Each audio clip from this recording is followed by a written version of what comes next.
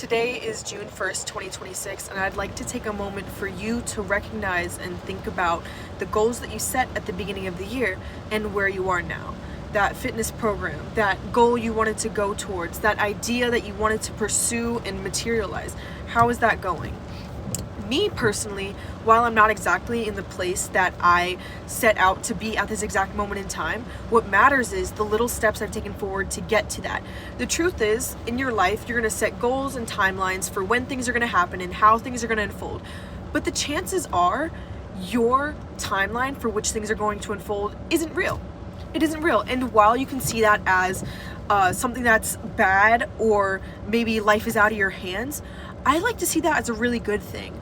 Because I know that regardless of the timeline, regardless of the things that set me back in progress, regardless, putting in the efforts every single day, regardless, it's going to bring you towards what you're supposed to be doing. So back to what I was saying. What goals did you set at the beginning of the year? And now we're halfway through the year. How are things looking? Have you been to the gym? Have you been eating healthier? Have you been picking up that book? Right now, I'm reading The War of Art. This is the third time I'm reading this, and I'm at a part about procrastination. This very moment, we can change our lives. There was never a moment, and never will be, when we are without the power to alter our destiny. This second, we can sit down and do our work.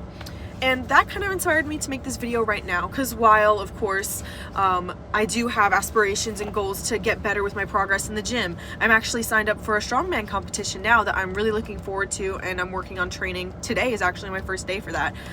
What I'd like to think about is, am I giving out the information and the calling inside of me to help other people with like-minded perspectives and people that I want to inspire in that way? So you can always say, I'll do it tomorrow. This is actually going back to this page. It's another one about procrastination. Procrastination is the most common manifestation of resistance because it's the easiest to rationalize. We don't tell ourselves, I'm never going to write my symphony. Instead, we say, I'm going to write my symphony. It's just going to start tomorrow. When is tomorrow going to come?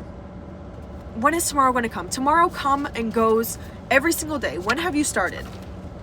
And like I kind of mentioned, I've been putting in the steps forward. I'm not too worried about the timeline. I know that if I keep putting in the effort and keep showing up regardless, that it's going to unfold.